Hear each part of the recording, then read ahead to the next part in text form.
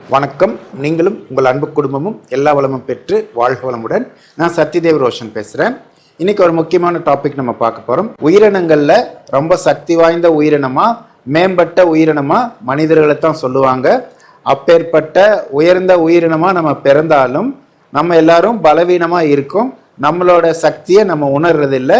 ஒவ்வொரு உயிரினமே அந்த உயிரினத்துக்கு என்ன சக்தி கொடுக்கப்பட்டிருக்கோ அந்த சக்தியை முழுமையாக பயன்படுத்திக்குதுங்க.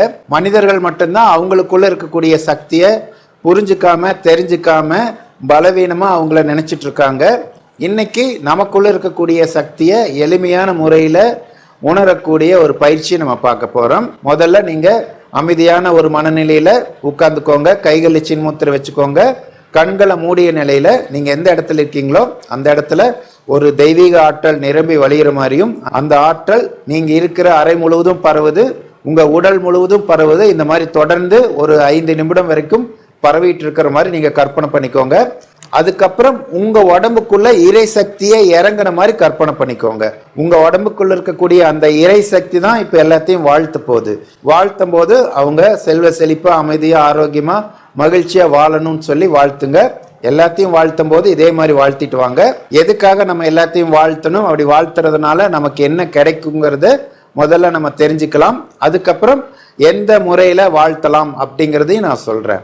இப்போ ஒவ்வொரு மனிதனுக்குள்ளேயும் 3 விதமான தன்மைகள் இருக்கும்.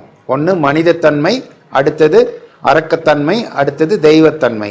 உதாரணத்துக்கு ஒரு மனிதரை நீங்க வாழ்த்துறீங்கன்னு வைங்க. அவங்க நல்லா இருக்கணும், அவங்க குடும்பம் நல்லா இருக்கணும், அவங்களுக்கு நல்லதே நடக்கணும் அப்படின்னு சொல்லி வாழ்த்தும் போது என்ன ஆகும்னா, முதல்ல உங்களுக்குள்ள இருக்கக்கூடிய தெய்வத்தன்மை வெளியில போய் அவங்களுக்குள்ள கலந்து அவங்களுக்குள்ள இருக்கக்கூடிய தெய்வீகத்தன்மையை தூண்டிவிடும்.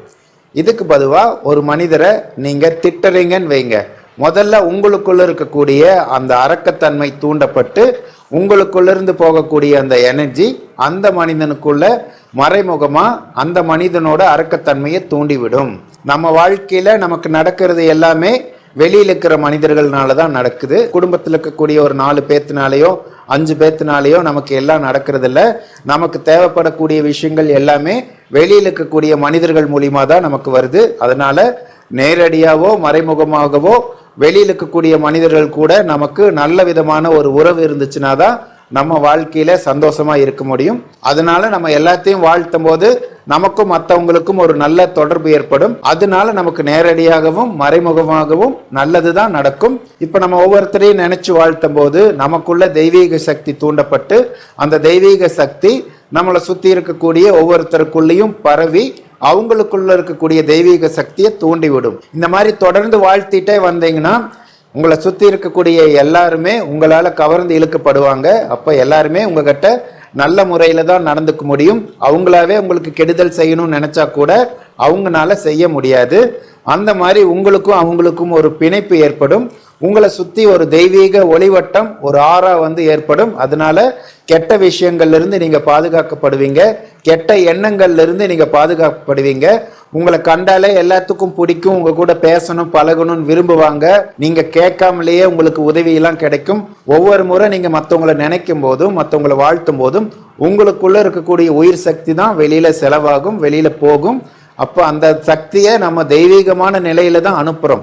ஏன்னா வாழ்த்தும் போது நமக்குள்ள இருக்கக்கூடிய உயிர் சக்திங்கிற இறை சக்தி புனிதமான தன்மையோட தான் வெளியில போகுது. நீங்க மற்றவங்களை திட்டும் போதுதான் உள்ளுக்குள்ள இருக்கக்கூடிய அந்த தெய்வீக சக்தியை களங்கம் அடைஞ்சு நெகட்டிவ் எனர்ஜியா வெளியில போகுது. மழை நீர் மேலிருந்து வரும்போது புனிதமா தான் இருக்கும். அந்த நீர் எந்த இடத்துல போய் கலக்குதோ அதுக்கு தகுந்த மாதிரி அதோட குவாலிட்டி மாறும். அது குளங்கள்லையும் ஆறுகள்லையும் கலக்கும் போது அது புனித தன்மையா தான் இருக்கும். அதே சாக்கடை நீர்ல கலந்துச்சுன்னா என்னாகும், அந்த புனிதமான நீர் கூட சாக்கடை நீரா மாறிடும். அந்த மாதிரி தான் நீங்க மற்றவங்களை வாழ்த்தும் போது உங்களுக்குள்ள இருக்கக்கூடிய அந்த இறை சக்தின்னு சொல்லக்கூடிய உயிர் சக்தி நல்ல முறையில வெளியில போகும். மற்றவங்களை திட்டும் போதும் வேற ஏதாவது நெகட்டிவா நம்ம நினைக்கும் போதும் நமக்குள்ள இருக்கக்கூடிய தெய்வீக சக்தியை களங்கமாகி நமக்கு நெகட்டிவான விஷயங்களை தான் கொண்டு கொடுக்கும். முதல்ல அப்பா அம்மாவை வாழ்த்தணும், அதுக்கப்புறம் உங்களோட வாழ்க்கை துணையை வாழ்த்தணும், உங்களை வாழ்த்தணும், உங்க கூட பிறந்தவங்களை வாழ்த்தணும், உங்களோட குழந்தைகளை வாழ்த்தணும், அதுக்கப்புறம் உங்க கூட பொருளாதார ரீதியாக தொடர்பில் இருக்கிறவங்களை வாழ்த்தணும், உங்களோட தெருவில் இருக்கிறவங்களை வாழ்த்தணும், உங்களோட மாவட்டத்தில் இருக்கிறவங்களை வாழ்த்தணும், உங்களோட மாநிலத்தில் இருக்கிறவங்களை வாழ்த்தணும், உங்களோட நாட்டில் இருக்கிறவங்களை வாழ்த்தணும், அதுக்கப்புறம் உலகத்தில் இருக்கிற எல்லாத்தையுமே வாழ்த்தணும். இப்போ வாழ்த்துறது யாருன்னா இறைவன் தான் வாழ்த்துறாரு. உங்க உடம்புக்குள்ள இருக்கக்கூடிய இறை சக்தி தான் எல்லாத்தையும் வாழ்த்துறது. அப்போ இந்த மாதிரி உங்க உடம்புக்குள்ள இருக்கக்கூடிய இறை சக்தியை எல்லாத்தையும் வாழ்த்துற மாதிரி நீங்க பாவனை பண்ணிட்டு வாழ்த்த ஆரம்பிச்சிங்கன்னா உண்மையாலுமே அந்த இறைவனே வாழ்த்துற மாதிரி தான். அப்போ இறைவன் ஒருத்தரை வாழ்த்துனாங்கன்னா அவங்க நல்லா தானே இருப்பாங்க, கண்டிப்பாக நல்லா தான் இருப்பாங்க. அவங்களுக்குள்ள நல்ல மாற்றம் படிப்படியாக வர ஆரம்பிக்கும். இந்த மாதிரி உங்களுக்கு ஓய்வு நேரம் கிடைக்கும் போது நீங்கள் ஒரு 5 நிமிஷம் கடவுளாக மாறிடுங்க. உங்கள் உடம்புக்குள்ளே கடவுள் வந்துடுறாரு, அந்த கடவுள் தான் எல்லாத்தையும் வாழ்த்துறாரு. அப்போது நல்லதை நமக்குள்ளே போடும்போது கண்டிப்பாக நல்ல மாற்றங்கள் தான் நமக்குள்ளே வரும். இந்த மாதிரி ஓய்வு நேரம் கிடைக்கும் போதெல்லாம் நீங்கள் மற்றவங்களெல்லாம் இந்த கடவுள் நிலையில இருந்து எல்லாத்தையும் வாழ்த்திட்டு வந்தீங்கன்னா முதல்ல நீங்கள் தான் கடவுளாக மாற ஆரம்பிப்பீங்க. உங்களுக்கு யாரை பார்த்தானாலும் ஒரு அன்பு தான் வெளிப்படும், யார் மேலேயும் கோபம் வராது. எல்லாரும் உங்ககிட்ட அன்பா நடந்துக்க ஆரம்பிப்பாங்க. உங்ககிட்ட எதிரியா நடந்தவங்களும் உங்களுக்கு பிரச்சனை கொடுத்துட்டு இருந்தவங்க கூட உங்ககிட்ட நல்ல முறையில பழக ஆரம்பிப்பாங்க. எல்லாரும் உங்களுக்கு நல்லது தான் செய்வாங்க. இதை தொடர்ந்து பண்ணிட்டு வாங்க. இதுக்கு 2 நாள் தான் கணக்கு கிடையாது. உங்க வாழ்நாள் முழுவதும் இதை கடைபிடிச்சிட்டு வந்தீங்கன்னா உங்களுக்கு எல்லா விதமான நன்மைகளும் கிடைக்கும். இந்த மாதிரியான மனநிலையில தான் எல்லா மகான்களுமே இருப்பாங்க. அவங்களுக்கு ஓய்வு நேரம் கிடைக்கும் போதெல்லாம் எல்லாத்தையும் வாழ்த்திட்டு தான் இருப்பாங்க. அதனால தான் அவங்களுக்கு அந்த தெய்வீக தன்மை வருது. அதனால தான் அவங்கள சுற்றியும் அத்தனை மனிதர்கள் போகிறாங்க. அவங்க பக்கத்தில் போனானாலே நமக்குள்ள ஒரு நல்ல மாற்றம் வருது. அதே மாதிரி தான் எல்லாத்தினாலையும் மகான்களாக மாற முடியும். உண்மையிலேயுமே நம்ம எல்லாருமே இறை சக்தியோட தன்மாற்றம் தான். இந்த பிரபஞ்சத்தில் இருக்கக்கூடிய எல்லா பொருட்களையுமே நம்ம நீக்கிட்டோம்னா கடைசியில் என்ன இருக்கும்? அதுதான் இறைசக்தி. இறைசக்தியை உருவாக்கவும் முடியாது, அழிக்கவும் முடியாது. சாமி யாருன்னு தெரிஞ்சவங்க தான் சாமியார். அப்போ உலகத்துல எல்லாத்தையுமே நீக்கினதுக்கு அப்புறம் இருக்கக்கூடிய நிரந்தரமான இறைசக்தி தான் தன்மாற்றம் அடைஞ்சு இறை துகளா மாறி விண்சக்தியா மாறி பஞ்சபூதங்களா மாறி ஓர் அறிவிலிருந்து 6 அறிவு வரைக்கும் வந்து மனிதனா தன்மாற்றம் அடைஞ்சிருக்கு. அப்போ நம்மளோட முன்னோர் யாருன்னு கேட்டா இறைவனை தான் நம்ம சொல்லணும். ஏன்னா நம்ம முன்னோர்ல யார் சிறந்தவர்களோ அவங்களை தான் நம்ம பெருமையா சொல்லிக்கும். அதனால நம்மளோட முன்னோர் யாரு, நம்மளோட தாத்தா யாருன்னா இறைவனை தான் நம்ம சொல்லணும். அதுக்கப்புறம் விலங்கினங்கள் மூலியமா தன்மாற்றம் அடைஞ்சு வரும்போது அந்த விலங்கின பதிவுகள்லாம் நமக்குள்ள வந்து நம்மளை நெகட்டிவா இயக்கிட்டு இருக்கு. நம்ம எல்லாருமே நம்மளோட மனசில் இருக்கக்கூடிய தீய எண்ணங்களை அழிச்சு எல்லாத்துக்கிட்டையும் அன்பாவும் ஆதரவாகவும் கருணையோடையும் நம்ம நடக்க நமக்குள்ள இருக்கக்கூடிய அந்த விலங்கின பதிவுலாம் மறைஞ்சு தெய்வ பண்பு வெளிப்பட ஆரம்பிக்கும். எல்லாருமே நமக்குள்ள இருக்கிற சக்தியை உணர ஆரம்பிக்கலாம். உலகத்தில் இருக்கக்கூடிய எல்லா பொருட்களுக்கும் மூலப்பொருள் இறை சக்தி தான். அந்த இறை சக்தி தான் எல்லாத்துக்குள்ள இருந்தும் வெளிப்பட்டிருக்கு. நம்ம பேசும்போதும் கேட்கும் போதும் பார்க்கும் போதும் எல்லா விதமான செயல்களிலும் வெளிப்படுவது இறை சக்தி தான்.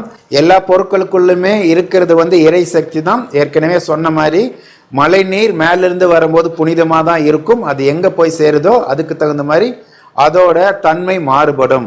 சாக்கடை நீர்ல போய் மழை நீர் கலந்தாலும் அந்த மழை நீர் சாக்கடை நீரா மாறும். நீங்களும் இறை சக்தி தான், எல்லாமே இறை சக்தி தான். அதனால நீங்க வந்து உங்களை பலவீனமா எப்பவுமே நினைக்காதீங்க.